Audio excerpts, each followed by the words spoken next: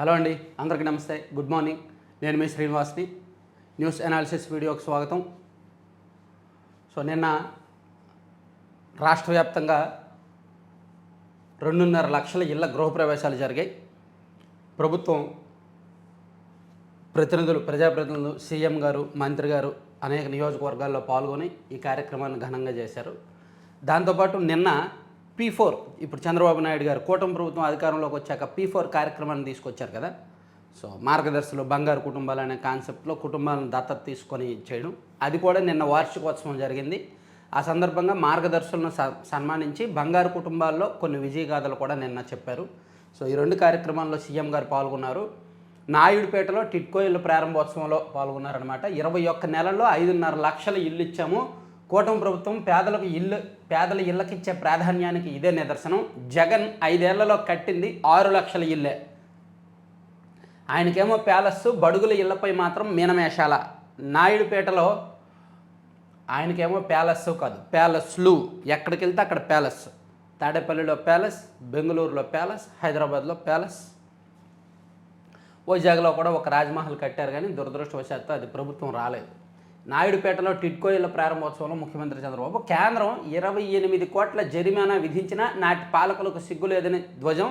ప్రతి ఒక్కరూ PNG connection తీసుకోవాలని పిలుపు.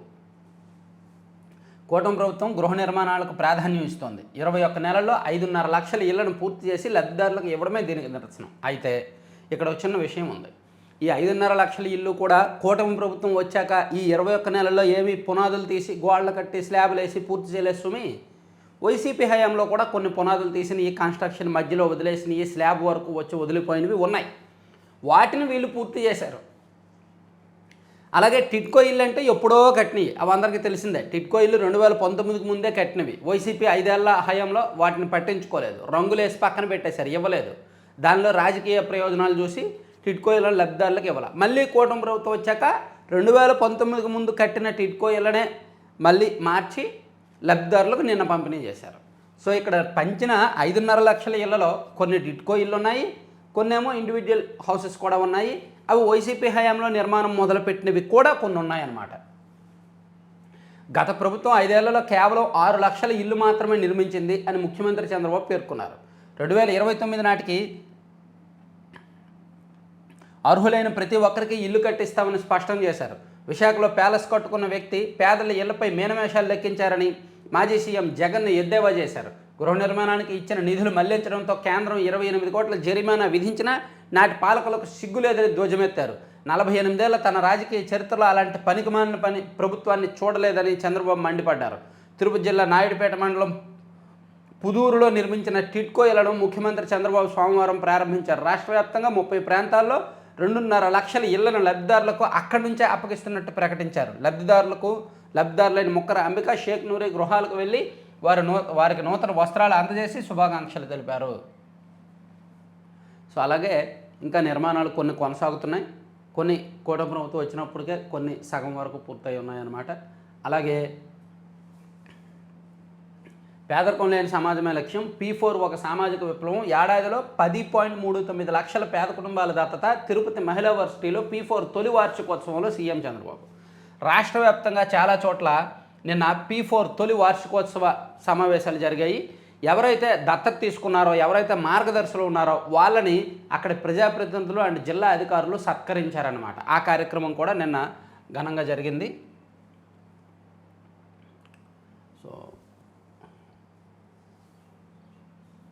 ఇదిగోండి, పేదింటి పండగ. రాష్ట్ర వ్యాప్తంగా 2.5 లక్షల ఇళ్ల పంపిణీ. 2029 నాటికి పేదలందరికీ ఇల్లు. సీఎం పేదల కంట్లో సంతోషమైన సంకల్పం. కూటమి వచ్చాక రెండోసారి ఇళ్ల పంపిణీ. 2 విడతల్లో కలిపి 5 లక్షల పైనే.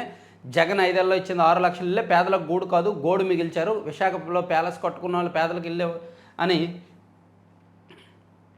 ఇక్కడ వేస్తూ సొంత ఇంటి సంబరం. టిట్కో ఇళ్ల గృహప్రవేశాలతో రాష్ట్రమంతా ఉత్సాహ వాతావరణం. కొత్త వస్త్రాలు, స్వీట్లు అందించి పేద లబ్ధిదారుల చేతికి తాళాలు. మంత్రులు, ఎమ్మెల్యేల చేతుల మీదుగా కార్యక్రమం.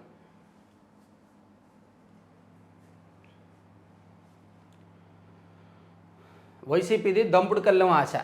ప్రభుత్వ వ్యతిరేకత కోసం చూస్తోంది, అది జరగదు. సీఎం ఎన్నికలప్పుడు నాయకులను వెతకడం ఇక కుదరదు. 30 ఏళ్లుగా స్థిరంగా ఉండే నాయకత్వాన్ని తయారు చేస్తాం. కార్యకర్తలను కాచుకుంటాం. 1-2 రోజుల్లో రాష్ట్ర కమిటీలు. ప్రభుత్వం వచ్చి 21 నెలల్లో నామినేటెడ్ పదవులు ఇంకా పూర్తిగా ఇవ్వలేదు. 2 రోజుల్లో రాష్ట్ర పదవులు ఇచ్చేస్తారంట వీళ్ళు.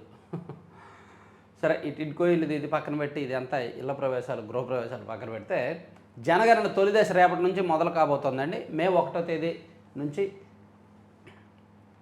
మే 1 నుంచి 30 వరకు రాష్ట్రంలో గృహగణన. అదే నెల 11 నుంచి జూన్ 9 వరకు తెలంగాణలో జరుగుద్ది. వ్యక్తిగత డేటా గోప్యతకు పూర్తి భద్రత ఆర్టీఐ కింద కూడా వెల్లడించరు. ఈ సమాచారం ఆధారంగా ప్రభుత్వ పథకాలు ఇవ్వడం తొలగించడం జరగదు. కులం వివరాలు 2వ దశలో సెన్సస్ కమిషనర్ మృత్యుంజయ్ కుమార్ నారాయణ వెల్లడి. సో రేపటి నుంచి రాష్ట్రం దేశవ్యాప్తంగా జనగణన తొలి దశ జరగబోతోంది. మే నెలలో మన రాష్ట్రంలో జరుగుద్ది. మే నెల 1 నుంచి 30వ తేదీ వరకు. ఇది దాదాపుగా ఏడాది పాటు కొనసాగుద్ది దేశవ్యాప్తంగా కూడా. దర్యాప్తు మీ వల్ల కాకపోతే చెప్పండి, మరో సంస్థకు బాధ్యతలు అప్పగిస్తాం. గ్రూప్ 1 మూల్యాంకనంలో అక్రమాలపై సిట్కు హైకోర్టు హెచ్చరిక. ఇది ఎంత బుద్ధి లేని పనో చూడండి. సిట్ ప్రభుత్వం మారినా సరే వైసీపీ హయాంలో జరిగిన గ్రూప్ 1 మూల్యాంకనంలో అక్రమాలను ఈ ప్రభుత్వం తేల్చలేకపోతుంది. హైకోర్టు ఎన్నిసార్లు సీరియస్ అయింది తెలుసా? గ్రూప్ 1 మూల్యాంకనంలో జరిగిన అక్రమాలపై దర్యాప్తు చేసి ఏప్రిల్ 30కి సీల్డ్ కవర్లో నివేదిక ఇవ్వాలని సిట్ను హైకోర్టు ఆదేశించింది. న్యాయమూర్తులు జస్టిస్ భట్టు దేవానంద్, జస్టిస్ హరహరనాథ్ శర్మలతో కూడిన ధర్మాసనం సోమవారం ఈ మేరకు ఉత్తర్వులు ఇచ్చింది. సిట్ తరపున న్యాయవాది పాణిని స్వామియాజీ స్పందిస్తూ సిట్ పంపిన జవాబు పత్రాలన్నింటినీ పరిశీలించడం తమకు తీవ్ర భారమని హైదరాబాద్లో సెంట్రల్ ఫోరెన్సిక్ సైన్స్ ల్యాబొరేటరీ తెలిపిందన్నారు. 167 జవాబు పత్రాలను వారి వద్ద ఉంచుకొని 500 పత్రాలను తిప్పి పంపిందని చెప్పారు. దీంతో ఆగ్రహం వ్యక్తం చేసిన ధర్మాసనం దర్యాప్తును సిట్కు అప్పగించామని, ఆ బాధ్యతను సక్రమంగా నిర్వహించాల్సిందేనని, దర్యాప్తు చేయడం సాధ్యం కాదని భావిస్తే ఆ విషయాన్ని తమకు చెప్పాలంది. మీతో కాకపోతే మరో దర్యాప్తు సంస్థకు బాధ్యతగా అప్పగిస్తామని చెప్పింది. వైసీపీ హయాంలో జరిగిన ఈ గ్రూప్ 1 మూల్యాంకన అక్రమాలను సిట్ ఇంకా బయటకు తీయలేకపోతుంది. అందుకు హైకోర్టుకు కోపం వస్తుంది. ఇక అత్యంత కీలకమైన అంశం అండి, దేశంలో నక్సలిజం అంతం. సో కొన్ని దశాబ్దాల తరబడి మనకు వినిపించింది, కనిపించింది, మనం ప్రత్యక్షంగా చూసాము. 1960s నుంచి దేశంలో నక్సలిజం ఉంది. ఒకప్పుడు ఇంకా ప్రభావితంగా ఉండేది. ప్రజాప్రతినిధులు రాజకీయ నాయకులు తప్పు చేయాలంటే భయపడే స్థాయిలో ఉండేది. ఎవరిని కిడ్నాప్ చేస్తారో, ఎవరి మీద ఎప్పుడు దాడులు చేస్తారా అని. సో ఇప్పుడు కొన్ని సంవత్సరాలుగా ఒక 10-15 సంవత్సరాల నుంచి కూడా నక్సలిజం క్రమంగా తగ్గుతూ వస్తుంది. దాని ప్రభావం క్రమంగా తగ్గుతూ వస్తుంది.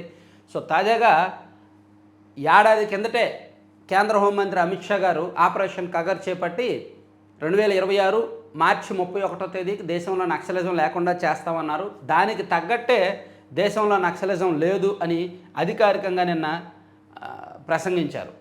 మావోయిస్టుల కేంద్ర కమిటీని నిర్మూలించాము. లోక్సభలో హోంమంత్రి అమిత్ షా ప్రకటన.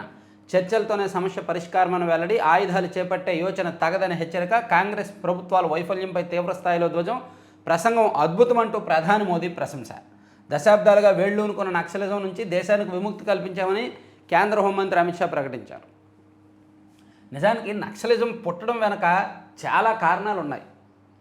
ఈ గిరిజన ప్రాంతాల్లో వెనుకబాటుతనం కావచ్చు, అనాగరికత కావచ్చు, నిధుల్లో అవినీతి కావచ్చు, పెరిగిపోతున్న రాజకీయ అవినీతి, రాజకీయ పెత్తనము, ఈ కులస్వామ్యము, ఈ దీనికి వ్యతిరేకంగా నక్సలిజం పుట్టింది. అందుకే ఆ ప్రాంతాల్లోనే ఎక్కువగా ఏజెన్సీ ప్రాంతాల్లోనే ఎక్కువ మంది వస్తుంటారనమాట. సో దానికి చాలామంది ఆకర్షితులై అటువైపు వెళ్తుంటారు. సో అది అలా అలా అలా నక్సలిజం అంతమైంది. మా చిన్నప్పుడు నక్సలిజానికి సంబంధించి అనేక కథలు, అనేక సంఘటనలు చూసేవాళ్ళం. వాళ్ళని కిడ్నాప్ చేశారు, వీళ్ళని కిడ్నాప్ చేశారు, వీళ్ళ మీద దాడి జరిగిందని.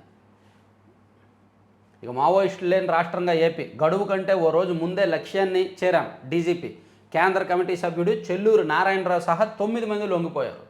సో ఓవరాల్గా నక్సలిజం ఎక్కువగా ఎఫెక్టివ్గా ఉన్న రాష్ట్రాలు ఛత్తీస్గఢ్ ఉండేది, ఒడిశా ఉండేది, తెలంగాణ ఉండేది, ఆంధ్రప్రదేశ్ ఉండేది.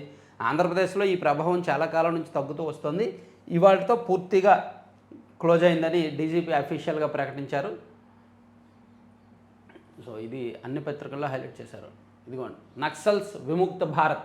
దేశంలో మావోయిస్టు ఉద్యమం దాదాపు అంతమైందని అమిత్ షా గారు చెప్పడం. అండ్ నక్సల్స్ సగం ముగిసింది, గడువుకు ఒకరోజు ముందే మావోయిస్టుల రహితంగా ఏపీ అని డీజీపీ గారు చెప్పడం. ఈ అంశాలను బ్యానర్లో వేశారనమాట. లొంగిపోయిన నారాయణరావు, మరో 8 మంది మావోయిస్టులు కూడా. వారి నుంచి 19 ఆయుధాల స్వాధీనం, రివార్డులు, పునరావాసం కల్పిస్తాం. డీజీపీ కగర్ను అంచనా వేయలేకపోయాను. కాలానికి అనుగుణంగా పార్టీ మారలేదు, ప్రజల ఆలోచన విధానం మాత్రం మారింది. అందుకే మావోయిస్ట్ పార్టీ పతనం. చెల్లూరు నారాయణ. అది మాత్రం కరెక్ట్. మావోయిస్టులు కాలానికి తగ్గట్టు అప్డేట్ అవ్వలేకపోయారు, ప్రజలకు దగ్గర అవ్వలేకపోయారు. వాళ్ళ నినాదాలు ఏంటి, వాళ్ళ భావజాలాన్ని ప్రజల్లోకి చేరవేరలేకపోయారు. అందుకే కొత్త వాళ్ళు ఎవరు కూడా గడిచిన 15-20 ఏళ్ళుగా కొత్త వాళ్ళు ఎవరు నక్సలైట్లుగా మారలేదన్నమాట. సో అలా అలా వాళ్ళ బలం తగ్గింది. త్వరలో ఒప్పందం కుదుర్చుకోవాల్సిందే. మరోవైపు యుద్ధం వార్త చూసుకుంటే త్వరలో ఒప్పందం కుదుర్చుకోవాల్సిందే, లేకపోతే మీ విద్యుత్ కేంద్రాలు, చమురు క్షేత్రాలను సర్వనాశనం చేస్తామని ఇరాన్ను అమెరికా అధ్యక్షుడు ట్రంప్ హెచ్చరించారు. కర్గ్ దీవిని సులువుగా స్వాధీనం చేసుకోగలమని వ్యాఖ్య. శాంతి చర్చలపై తొలగని ప్రతిష్టంభన. అమెరికా ఇరాన్ చర్చలకు త్వరలో ఆతిథ్యం ఇస్తామన్న పాక్. ఆ ప్రణాళికలతో తమకు సంబంధం లేదన్న టెహ్రాన్. కువైట్పై ఇరాన్ దాడిలో భారతీయుడు మృత్యువాత. పశ్చిమాసియాలో యుద్ధానికి ముగింపు పలికే శాంతి చర్చలపై ప్రతిష్టంభన కొనసాగుతోంది. అమెరికా ఇరాన్ చర్చలకు తాము త్వరలోనే ఆతిథ్యం ఇస్తామని తాజాగా పాకిస్తాన్ ప్రకటించగా, ఇరాన్ మాత్రం అసలు పాక్ మధ్యవర్తిత్వ ప్రణాళికలతో తమకు సంబంధమే లేదని స్పష్టం చేసింది. ఇస్లామాబాద్ వేదికగా సౌదీ అరేబియా, ఈజిప్టు, తుర్కియా విదేశాంగ మంత్రులు సోమవారం భేటీ కావాల్సి ఉన్న ఆ సమావేశం జరగక ముందే వారు స్వదేశాలకు పయనమవడం సైతం పలు అనుమానాలకు తావిస్తోంది.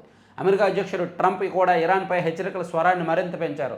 త్వరగా ఒప్పందం కుదుర్చుకొని హర్ముజ్ జలసంధిని పూర్తిగా తెరవాలని ఆ దేశానికి సూచించారు. లేకపోతే ఇరాన్ ఇంధన కేంద్రాలు, మౌలిక సదుపాయాలను సర్వనాశనం చేస్తామని హెచ్చరించారు. సో ఓవరాల్గా ఇప్పుడు వరకు ఈ యుద్ధంలో నెల రోజుల క్రమంలో 8 మంది భారతీయులు చనిపోయారండి. అది ఒక దుర్వార్త మనకు. గల్ఫ్ దేశాల్లో ఉన్న భారతీయులు. సో దయచేసి వీడియో చూస్తున్న వాళ్ళు లైక్ చేయండి.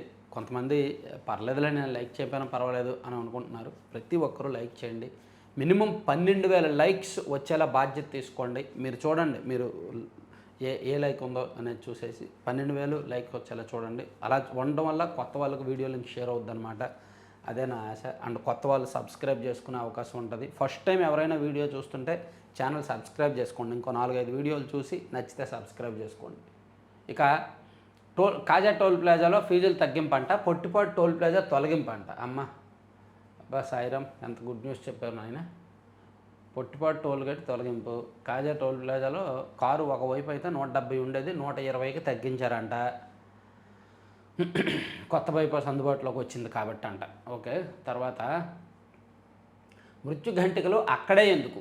రోడ్డు ప్రమాదాలు అత్యధికంగా పెరిగిన జిల్లాలు. నెల్లూరులో 438 నుంచి 510కి పెరిగాయంట 2024-25తో పోలిస్తే. బాపట్ల జిల్లాలో 239 నుంచి 281కి పెరిగాయంట.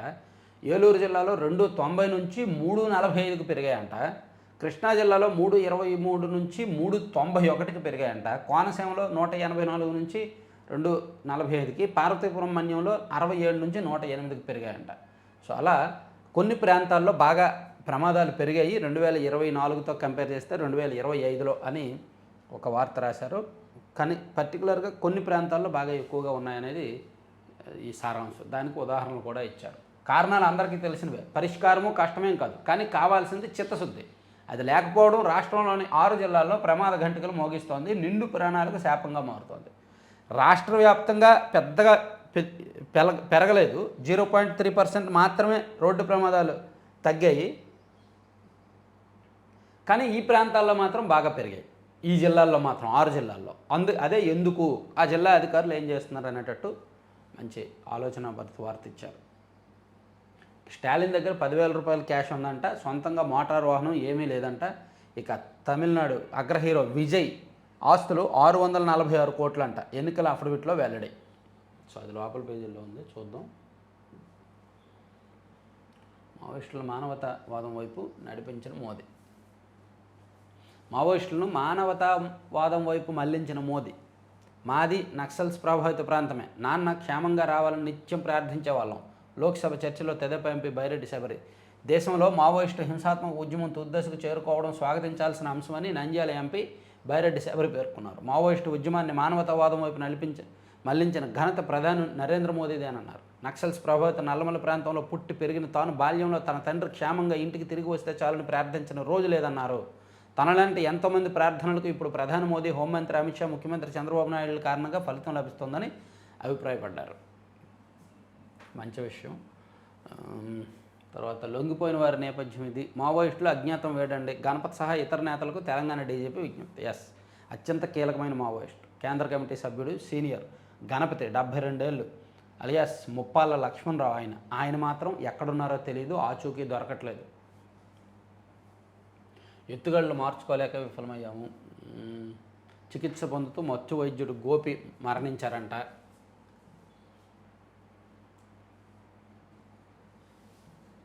లైంగిక దాడికి గురై 14 ఏళ్లకే గర్భం, కాన్పు. 2 డ్రైవర్ల చేతిలో మోసపోయిన బాలిక. కర్నూలు నగరానికి చెందిన ఓ ఆటో డ్రైవర్, మరో ట్రాక్టర్ డ్రైవర్ కలిసి 14 ఏళ్ల బాలికను లైంగికంగా వేధించి తల్లిని చేసిన దారుణ ఉదంతం సోమవారం వెలుగు చూసింది. ఎన్నిరా బాబు, 4 కేసులో 12 మందికి జీవిత ఖైదు.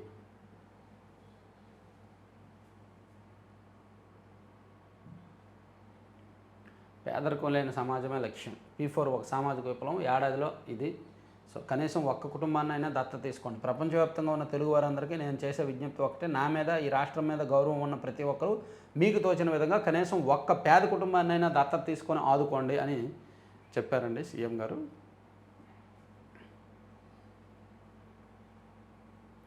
అమరావతి చట్టబద్ధ తీర్మానం పనికిరాదు అని బొత్స సత్యనారాయణ గారు నిన్న సెలవిచ్చారు. మైండ్ నుండి మాట్లాడారో లేదో నాకు తెలీదు. అమరావతికి నిన్న చట్టబద్ధతకు తీర్మానం పనికిరాదు ఏంటి? తీర్మానం ఎందుకు పనికిరాదు? చట్టం చేయాల్సింది పార్లమెంటు. సో వాళ్ళు చేస్తారు. వాళ్ళు ఒకవేళ చెయ్యకపోతే ఇప్పుడు ఇంకో 10 రోజుల్లోనో 20 రోజుల్లోనో ఏప్రిల్ 2nd వీక్ 20వ తేదీలోగా అమరావతికి చట్టం సవరణ చేస్తారు. అంటే చేసేస్తారు కదా, ఇంకా పనికిరాదంటే ఎట్లా? పార్లమెంట్లోనే చట్ట సవరణ చేస్తున్నారు కదా. సో దానికి ఇది కేవలం అంటే వీళ్ళు కోరుకున్నారు, ఇదిగో రాష్ట్రం కోరుకుంది, రాష్ట్రం నుంచి ఒక తీర్మానం వచ్చింది అని మాత్రమే కేంద్రం భావిస్తుంది. ఇదేమీ రాజ్యాంగం ప్రకారం తీర్మానం చేయాలని రూల్ లేదు. కానీ వీళ్ళు ఎందుకు తీర్మానం చేశారంటే మాకు కావాలని కోరుకున్నారు, అభిప్రాయపడ్డారు. ఈ అభిప్రాయాన్ని పరిగణలోకి తీసుకొని ఒక ప్రోటోకాల్ కోసం చేశారు తప్ప ఇది రాజ్యాంగంలో ఉన్నది కాదు. అసలు చట్టబద్ధత అమరావతి చట్టబద్ధత తీర్మానం పనికిరాదని ఏం చెప్పడం ఏంటి? చట్టబద్ధత చేయాల్సింది అసెంబ్లీ కాదు కదా, అసెంబ్లీలో చట్టబద్ధత చేయలేదు కదా. చట్టబద్ధత చేయాల్సింది కేంద్రం వాళ్ళు చేస్తారు, లోక్సభలో చేస్తారు, జరుగుద్ది కూడా, జరిగి తీరుతుంది కూడా. అమరావతిపై విషం కక్కుతున్న జగన్, అందుకు వైకాపా నాయకుల విమర్శలే నిదర్శనం. మంత్రి నారాయణ. మరోవైపు ధర్మాన ప్రసాద్ గారు, మాజీ మంత్రి, ఆయన కూడా అంతే. రాజధాని మళ్ళీ ఫ్యూచర్లో మార్చాలి కదా, మార్చాల్సి వస్తుంది. మనం ఇంతకుముందు మద్రాసు రాజధాని ఉండేది, కర్నూలు రాజధాని ఉండేది, ఇప్పుడు అమరావతి వచ్చింది, ఫ్యూచర్లో మారుతుందేమో, దానికి చట్టం చేసేస్తే ఎలా అంటే మార్చడానికి వీలు లేదా అనేటట్టు మాట్లాడారు. అదే ఇప్పుడు మనకి రాజధాని కట్టుకునే దశలో లేము, కనీసం రాజధాని కట్టుకోవాలి, దానికి ఇప్పుడు మార్చేసే ఆలోచన ఎందుకు? ఎంత వికృతమైన ఆలోచనలో వాళ్ళు ఉన్నారో చూడండి వైసీపీ నాయకులు. సీనియర్లు లేదు, జూనియర్లు లేదు, జనాల్ని రెచ్చగొట్టి రాజధాని విషయంలో విషం చిమ్ముతూనే ఉన్నారు. ఆళ్ళ రామకృష్ణారెడ్డికి హైకోర్టులో ఎదురు దెబ్బ. అయినా మాకేం లేదు, మేము సుప్రీంకోర్టుకి వెళ్తాం, మాకు ఈ చెంప మీద కొట్టినా సిగ్గురాదు, ఇటు కూడా కొట్టించుకుంటాం సుప్రీంకోర్టుకి వెళ్ళి అవసరం అయితే. ఎమ్మెల్సీ అనంతబాబు భార్య నాన్ బెయిలబుల్ వారెంట్ రద్దు. డ్రైవర్ సుబ్రహ్మణ్యం కేసులో జిల్లా కోర్టు తీర్పు. దళిత యువకుడు వీధి సుబ్రహ్మణ్యం కేసులో వైకాపా ఎమ్మెల్సీ అనంతబాబు భార్య లక్ష్మీధర్కు ఎస్సీ/ఎస్టీ కోర్టు జారీ చేసిన నాన్ బెయిలబుల్ వారెంట్ను రద్దు చేస్తూ రాజమహేంద్రవరం జిల్లా న్యాయస్థానం ప్రధాన న్యాయమూర్తి సోమవారం తీర్పిచ్చారంట. మొన్న విచారణకు వచ్చినప్పుడేమో చక్రాల కుర్చీలో వచ్చిందామే, నిన్నేమో చకచక నడుస్తూ వచ్చారంట. యాక్టింగ్. అనకాపల్లి తహసీల్దార్ కార్యాలయం చెప్తున్న కోర్టు ఆదేశాలు. ప్రభుత్వ వైద్య కళాశాలల్లో పరిశోధనలు ప్రోత్సాహకాలు పెంపు.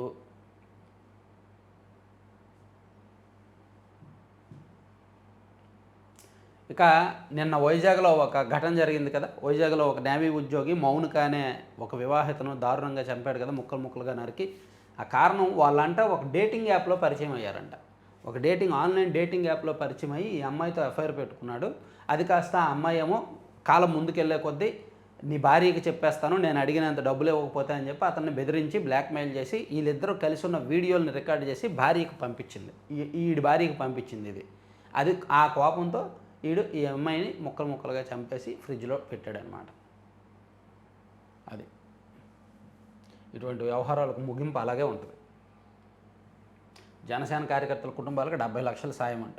ఉమ్మడి తూర్పుగోదావరి జిల్లాలో వేరు ప్రమాదాల్లో మరణించిన వాళ్ళకి ఇచ్చారు. స్టాలిన్ దగ్గర ఉన్న నగదు 10,000. తమిళనాడు ముఖ్యమంత్రి స్టాలిన్ తన దగ్గర 10,000, భార్య వద్ద 40,000 నగదు మాత్రమే ఉందని ఎన్నికల అఫిడవిట్లో వెల్లడించారు. తనకు సొంతంగా ఎలాంటి మోటార్ వాహనాలు లేవని, తన భార్య కూడా లేవని, స్టాలిన్ సమర్పించిన అఫిడవిట్ ప్రకారం ఆయన చరాస్తుల విలువ 3,30,53,486. భార్య పేరిట 1,32,67,000. అంటే ఇద్దరిది కలిపి సుమారుగా 4,60,00,000 అంట వాళ్ళ ఆస్తులు. విజయ్ ఆస్తులు 646 కోట్లని ఇచ్చారు. సో ఇవి ఈనాడు అంశాలు. ఈనాడు పక్కన పెట్టి సాక్షికి వెళ్తే, తేల్చుకుంటే సర్వనాశనం అని ఆయన హెచ్చరించిన ట్రంప్ హెచ్చరికలను వేశారు. తర్వాత తీరంలో రణనినాదం, పోర్టు పూర్తయ్యే వరకు పోరాటం. నౌపాడలో కదం తొక్కిన వైఎస్ఆర్సీపీ శ్రేణుల ప్రతిన మన మూలపేట పోర్టుకు పోదాం పదండి విజయవంతం. పెద్ద ఎత్తున పాల్గొన్న ప్రజలు, వైఎస్ఆర్సీపీ శ్రేణులు.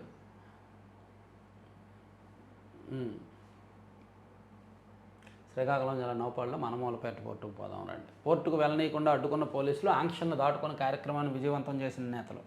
సో శ్రీకాకుళం జిల్లాలో పోర్టు పూర్తవ్వాల్సిందే. పోర్టు మూలపేట పోర్టు రావడం మంచిదే. అయితే వైసీపీ హయాంలో దాని పనులు ప్రారంభించారు, చాలా వరకు జరిగాయి. కూటమి ప్రభుత్వం వచ్చాక నెమ్మదించాయంటున్నారు. నాకు తెలిసి అక్కడేమీ నెమ్మదించలేదు, జరుగుతున్నా సరే అక్కడ ఏదో గొడవ చేయాలి కాబట్టి వీళ్ళు వెళ్ళినట్టున్నారు. ఇక బాబు హోంకరింపులు. రాష్ట్రంలో 21 నెలల్లో ఒక్క ఇంటికి స్లాబ్ వేయని చంద్రబాబు సర్కారు. 2014-19 మధ్య 5% కూడా పూర్తి చేయని వైనం. జగన్ ప్రభుత్వంలో నిర్మించిన ఇళ్లను ఇప్పుడు తానే కట్టించినట్టు బాబు ప్రచారం. 2019-24 మధ్య జగన్ హయాంలోనే 2.462 లక్షల టిట్కో ఇళ్లలో, అరే నాయన టిట్కో ఇల్లు మీరు కట్టలేదన్న విషయం చిన్న పిల్లలకు కూడా తెలుసు. టిట్కో ఇల్లు వైసీపీ హయాంలో కట్టారా? చంద్రబాబు గారు ఉన్నప్పుడు 2019 ముందే కట్టారు. దాన్ని వీళ్ళు శిథిలావస్థకు చేర్చారు. దానికి ప్రత్యక్ష సాక్ష్యం ఆ ఊర్లో, ఏలూరులో కానీ, ఒంగోలులో కానీ, ప్రతి ఊర్లో, శ్రీకాకుళంలో కావచ్చు, రాజమండ్రిలో కావచ్చు, ప్రతి నగరంలో కూడా, ప్రతి జిల్లా కేంద్రంలో కూడా, అర్బన్ ఏరియా చాలా చోట్ల టిట్కో ఇళ్లను ఆ 5 ఏళ్ల పాటు శిథిలావస్థకు వదిలేశారు వైసీపీ హయాంలో. ఇక్కడ ఏం రాశారు? జగన్ హయాంలోనే 2.62 లక్షల టిట్కో ఇళ్లలో 1,77,546 పూర్తంట. వీళ్ళు మొహం పూర్తి చేశారు. అబద్ధాలు. ఇది నిజమేనని శాసనసభలోనే అంగీకరించిన మున్సిపల్ శాఖ మంత్రి నారాయణ. రంగులు వేశారు అంతే. అంతకుముందు టిట్కో ఇళ్ళకి కాస్త క్రీమ్ కలర్ ఉంటే వీళ్ళు వచ్చాక బ్లూ అండ్ గ్రీన్ వైసీపీ రంగులు వేశారు. ఆ రంగులు వేస్తే పూర్తి అవ్వడమేనా? మిగిలిన ఇళ్ళలో 80% పైగా పూర్తి చేసిన వైఎస్ జగన్ ప్రభుత్వం. 2024లోనే దాదాపు 1,00,000 ఇల్లు లబ్ధిదారులకు పంపిణీ. గత ప్రభుత్వంలో పూర్తయిన ఇళ్లకు రంగులు వేసి క్రెడిట్ చోరీకి బాబు యత్నం. సో ఇల్లు అనేది నిరంతర ప్రక్రియ అండి. ప్రభుత్వాలు మారినప్పుడు ఆపకూడదు, వాటిని కొనసాగించాలి. సో ఈ ప్రభుత్వం కొనసాగించింది. జగన్మోహన్ రెడ్డి గారి హయాంలో ఉన్నవి ఆపినవి ఈ ప్రభుత్వం కొనసాగించి పంపిణీ చేసింది. వైసీపీ వాళ్ళు ఆపేశారనమాట కక్ష సాధింపు కొద్దీ.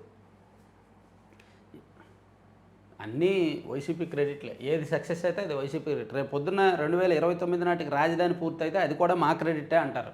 అప్పుడు వరకు రాజధాని మీద విషం చిమ్ముతారు. ఆ తర్వాత ఇది మా క్రెడిటే, మేమే కట్టామంటారు. దేవుడి భూములను దోచిపెడతారా? చంద్రబాబు ప్రభుత్వ నిర్ణయాలపై ధ్వజమెత్తిన కూటమి పార్టీ బీజేపీ. క్రమబద్ధీకరణతో ఆక్రమణదారులకే భూములు కట్టబెట్టేస్తారా? వీటిపై సర్వే చేసి ఆ భూములను తిరిగి ఆలయాలకు అప్పగించాల్సిందే. పట్టణ ప్రాంతాల్లోని భూముల్ని దీర్ఘకాలిక లీజులకు ఎలా ఇస్తారు? ఆలయాల భూములను దారి మళ్లించి దోచిపెట్టాలనే ధోరణి తప్పు. హిందూ ఆలయాల రక్షణ ప్రమాదకరం, తీవ్ర నష్టం అని బీజేపీనే డిమాండ్ చేస్తూ బీజేపీ నాయకులు కొంతమంది కలెక్టర్లకు వినతిపత్రాలు ఇచ్చారంట నిన్న. ఇక తోలు ఒలిచేస్తా లంకో. పిఠాపురం మున్సిపల్ కమిషనర్ నామా కనకారావు బూతులతో రెచ్చిపోయారంట ఒక దళిత శానిటరీ ఉద్యోగి మీద. తాను చెప్పిన పని చేయలేదంటూ ఫోన్లో తిట్టల దండకం అందుకున్నారు. తాను చెప్పిన పని గంటలో చేయకపోతే తోలు ఒలిచేస్తానంటూ వార్నింగ్ ఇచ్చారు. రాయడానికి వీలైన భాషలో ఆ పదాలతో ఉద్యోగిని తిట్టారంట. ఇంకా ఏ పార్టీతోనూ పొత్తు పెట్టుకోము, మిమ్మల్ని వేరే పార్టీ జెండా మోయనివ్వను. కార్యకర్తలకు టీవీకే పార్టీ అధినేత విజయ్ స్పష్టీకరణ. 2 నియోజకవర్గాల్లో నామినేషన్ల దాఖలు. సో విజయ్ మరోసారి స్పష్టం చేశారు, ఏ పార్టీతోనూ భవిష్యత్తులో కూడా పొత్తు పెట్టుకోము, మీరు వేరే పార్టీ జెండా అయితే మోయరు అనేది మరోసారి ఆయన స్పష్టం చేశారు. ఇక లొంగిపోయిన మావోయిస్ట్ చెల్లూరి ఒక కరుడు కట్టిన నక్సలిజం అంతమైందనేది ఇందాక చెప్పుకున్న అంశాలు. తర్వాత రాజ్యసభలో వైఎస్ఆర్సీపీ ఎంపీలు వాకౌట్. ఏంటి అక్కడ ప్రధాని మోదీ గారు ఉన్నారు చూసుకోండి. ఏదో ముస్లిం రిజర్వేషన్లకు వ్యతిరేకంగా బీజేపీ ఎంపీ లక్ష్మణ్ చేసిన వ్యాఖ్యలను వైఎస్ఆర్సీపీ ఎంపీలు తీవ్రంగా ఖండించి 4% రిజర్వేషన్ల తగ్గింపు తదితర అంశాలపై లక్ష్మణ్ ప్రసంగిస్తుండగా రాజ్యసభ నుంచి వాకౌట్ చేశారంట. వెళ్ళి ఎవరైనా అడిగారు అనుకో బీజేపీ పెద్దలు, ఏదో టీ తాగడానికి వచ్చామండి అని చెప్తారు. నిజంగా వాకౌట్ చేస్తే ఊరుకోరుగా, భయం వాళ్ళకు. బీజేపీ తర్వాత నైట్కి ఎంత తీసుకుంటావు? బిగ్ బాస్ 8 మహిళా కంటెస్టెంట్ను ఉద్దేశించి ఇన్స్టాగ్రామ్లో ఐటీడీపీ నంద్యాల నందికొట్కూరు నియోజకవర్గ ఇన్ఛార్జ్ బెజ్జవరపు ప్రవీణ్ కుమార్ పెట్టిన పోస్టుపై ప్రజలు మహిళలు తీవ్ర ఆగ్రహం వ్యక్తం చేస్తున్నారంట. ఎమ్మెల్యే 10 లక్షల లంచం ఇచ్చా, ఓపెన్గా చెప్తున్నా, నేను బిల్డింగ్ కట్టేందుకు ఆదోని కూటమి ఎమ్మెల్యే పార్థసారథి 50 లక్షలు డిమాండ్ చేశారు, 10 లక్షలు ఇచ్చాను అని కర్నూలు జిల్లా ఆదోని పట్టణ టీడీపీ ముస్లిం మైనారిటీ సీనియర్ నేత రవూఫ్ సంచలన ఆరోపణలు చేశారు. ఎస్, కరెక్టే. కూటమి ఎమ్మెల్యేలే కూటమి పార్టీ నాయకుల దగ్గర లంచాలు తీసుకుంటున్నారు ఎమ్మెల్యేలు.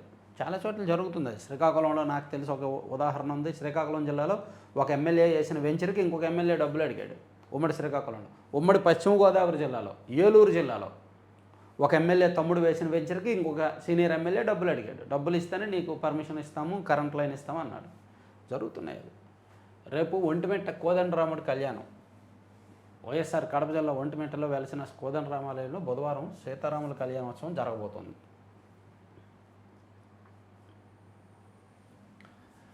ఎమ్మెల్సీ పదవి నితీష్ రాజీనామా చేశారు. రాజ్యసభకు ఎన్నికైన JDU chief Bihar CM Nitish Kumar శాసనమండలి సభ్యత్వానికి నేను రాజీనామా చేశారు. త్వరలో ముఖ్యమంత్రి పదవి కూడా రాజీనామా చేస్తారు. ఇక లష్కరే ఉగ్రవాది, కరుడుగట్టిన లష్కరే తోయిబా ఉగ్రవాది నజీర్ అహ్మద్ను పోలీసులు అరెస్ట్ చేశారు. ఇక కిరోసిన్ పంపిణీ. దేశవ్యాప్తంగా ప్రజా పంపిణీ వ్యవస్థ ద్వారా కిరోసిన్ పౌరులుగా గ్యాస్ కష్టాలు వచ్చాయిగా కిరోసిన్ పంపిణీ. చొరబాటు ఎన్నికల అంశం కాదు. అస్సాంలో సమస్యగా పరిణమించిన చొరబాటు అంశాన్ని ఎన్నికల్లో ప్రచారాంశంగా చూడొద్దని ప్రధాని మోదీ అన్నారు. ఇవన్నీ సాక్షిని పక్కన పెట్టేద్దాం. బాయ్ బాయ్ సాక్షి. ఆంధ్రజ్యోతిలో మరింత చిన్నబోయిన రూపాయి, డాలర్తో కనిష్ట స్థాయికి పడిపోయిన కరెన్సీ ఒక దశలో 95.22కి వెళ్ళి కాస్త బలపడి 94.70 వచ్చిందంట. ఆల్ టైమ్ కనిష్టం. యుద్ధ ప్రభావంతో 4.1% నష్టపోయిన రూపాయి. 2025-26 ఆర్థిక సంవత్సరంలో 10% పతనం. ఇక ఇరాన్ ఒప్పందానికి రాకుండా కర్గును పేలు చేస్తాము, పేదింటి పండగ, ఇవన్నీ చెప్పుకున్నాయే కదా. ప్రాజెక్టుల్లో ఇంజనీర్లు ఏరి 1523 పోస్టులు ఖాళీ, 250 భర్తీకి అనుమతి. ఆపత్కాలంలో అప్రమత్తం చేసే లస్కర్లో కరువే 7224 మంది అవసరమైతే 1517 మందే ఉన్నారంట. ఇది క్షీణిస్తున్న సంతానోత్పత్తి. రాష్ట్రంలో 1.5%కి పడిపోయిన సంతానోత్పత్తి రేటు 2035 నాటికి 1కి పడిపోయే ప్రమాదం. జనాభా వృద్ధి రేటు 0.3కి తగ్గే ఛాన్స్. యువత తగ్గి పెరిగిపోతున్న వృద్ధులు సంతానోత్పత్తి రేటును 2.1కి పెంచాలి. అదే కదా మొన్న సీఎం గారు అసెంబ్లీలో కూడా చెప్పారు కదా, పిల్లల్ని కనమని చెప్పారు. ఎందుకు పిల్లల్ని కనాలి అంటే మన రాష్ట్రంలో వృద్ధ జనాభా పెరిగిపోద్ది. మరో 15 ఏళ్ళు వచ్చేసరికి మన రాష్ట్రంలో ప్రతి నలుగురిలో ఒక వృద్ధుడు ఉంటారు. అది ప్రమాదకరం అనమాట. అప్పుడు పని చేసేవాళ్ళు తగ్గిపోయి ఆధారపడే వాళ్ళు పెరిగిపోతారు. అప్పుడు ఉత్పత్తి తగ్గిపోద్ది, డిమాండ్ పెరిగిపోద్ది. అది తీవ్ర నష్టం చేస్తుంది. అందుకే పిల్లల్ని కనండి అని చెప్పి సీఎం గారు చెప్తున్నారు. అది ప్రభుత్వ పాలసీ కూడా ఒకటి రూపొందించారు. ఇక ఆరోగ్య శాఖలో ఐఏఎస్ల కొరత. 8 మంది ఉండాల్సిన చోట 3, ఒక్కొక్కరికి 2-3 విభాగాల బాధ్యతలు. పాలనా విభాగం అస్తవ్యస్తం. కరెక్టే. ఆరోగ్య శాఖలో ఐఏఎస్ల కొరత. ఒక్క ఐఏఎస్ అధికారికి 3-4 ఇస్తున్నారనమాట. ఒక కాలేజీ ప్రిన్సిపల్గాను అండ్ రాష్ట్ర స్థాయిలో కొన్ని ఇబ్బందిగా ఉన్నాయి. తర్వాత విజయ్ ఆస్తులు 646 అయితే 603 అని రాశారంటే ఇల్లు. ఇక బండి లేదు, బంగారం లేదు. స్టాలిన్. రాష్ట్రంలో జనగణన ఏప్రిల్ 16 నుంచి 30 తేదీ వరకు ఆన్లైన్లో వివరాలు ఇవ్వాలి. 33 ప్రశ్నలకు సమాధానాలు నింపాలి. తర్వాత ఇంటింటికి జనాభా లెక్కల సిబ్బంది.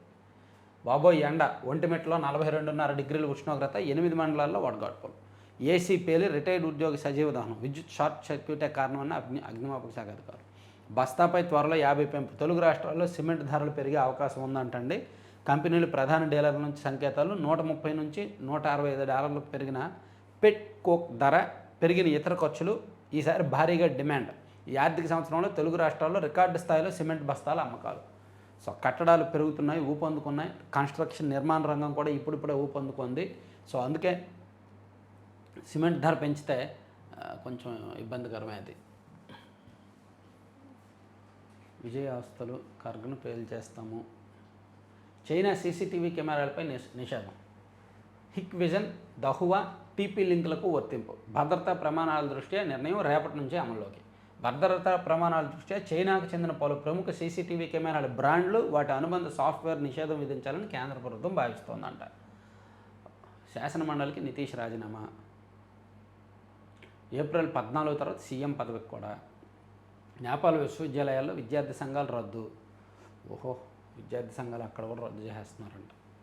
ఓకే, ఆంధ్రజ్యోతి కూడా పక్కన పెట్టేసి ఆంధ్రప్రభలో ఏమైనా ఇప్పుడు వరకు లేని అంశాలు ఉంటే చూద్దాం. రేపు కేంద్ర కేబినెట్ ముందుకు అమరావతి తీర్మానం. 2న పార్లమెంట్ సమావేశాల్లో ఆమోదముద్ర వేసే అవకాశం. ఇదిగోండి, బొత్స సత్యనారాయణ గారు, మీరు అది చట్టబద్ధతకు తీర్మానం పనికిరాదన్నారుగా, ఇదిగోండి తీర్మానం చేసి ఢిల్లీకి పంపించారు. రేపు కేంద్ర కేబినెట్ ఆమోదిస్తోంది. 2న పార్లమెంట్ సమావేశాల్లో ఆమోదముద్ర వేస్తున్నారు. రేపు పొద్దున్న పార్లమెంట్లో ఆమోదించిన తర్వాత కూడా చట్టబద్ధత కాదు అంటారేమో. బొత్స గారి కోసమే ఈ వార్త. అటువంటి వాళ్ళు చూడాలి. పనితీరే కొలమానం, దాని ఆధారంగానే ఉద్యోగులకు వెయిటేజ్. ప్రతి నెల నివేదికలు, ఉద్యోగులకు అభినందన లేఖలు, పోటీతత్వం పెంచాలని లక్ష్యం. పీడీఎస్ ద్వారా కిరోసిన్ పంపిణీ. తమిళనాడు హోరాహోరీ. అమరావతిలో నిఘా నేత్రం. అడుగడుగున చెక్ పోస్టుల ఏర్పాటు. రాత్రి పగలు డ్రోన్లతో పరిశీలన. పోలీసుల ముమ్మర తనిఖీలు. ప్రతి ఒక్కరు వివరాల సేకరణ, సమగ్ర విచారణ, భద్రతా ప్రమాణాలు పాటించాలని నిర్మాణ సంస్థలకు హెచ్చరికలు. అమరావతిలో వరుసగా ప్రమాదాలు జరుగుతుండడం, అగ్ని ప్రమాదాలు జరుగుతుండటంతో వచ్చిపోయే వారిని క్షుణ్ణంగా చెక్ చేస్తున్నారనమాట. ఇది మరీ తప్పు. ఇది రాజధాని చూడడానికి ఎవరైనా వెళ్ళాలనుకుంటారు, వాళ్ళ దగ్గర నుంచి అన్ని పర్సనల్ వివరాలు ఎందుకు వచ్చావని అనుమానిస్తే ఇంకా అక్కడ స్వేచ్ఛ ఏముంటుంది. సో ఇది ఓవర్ అయ్యిందేమో. అక్కడ వాళ్ళని జాగ్రత్తగా చూసుకుంటే చాలు. అక్కడ పని వాళ్ళని, అక్కడ సూపర్వైజర్లని, అక్కడ సెక్యూరిటీ గార్డులని వాడే తగలెట్టేస్తారు తప్ప బయటోడు చూడడానికి వెళ్ళిన వాళ్ళు ఎవరు తగలబెట్టరు. సో ఇవి ఆంధ్రజ్యోతిలో, ఆంధ్రప్రభలో వచ్చాయి. ఇక ఈనాడులో జాతీయ అంశాలు చూసుకుంటే రాష్ట్రాలకు కిరోసిన్ కేటాయింపు. బంగారు గని వద్ద కాల్పులు, 70 మంది మృతంట. దక్షిణ సూడాన్లో దారుణం జరిగింది. ఇక క్యూబాకు రష్యా చమురుపై అభ్యంతరం లేదు, ఆంక్షలు సడలించిన అమెరికా.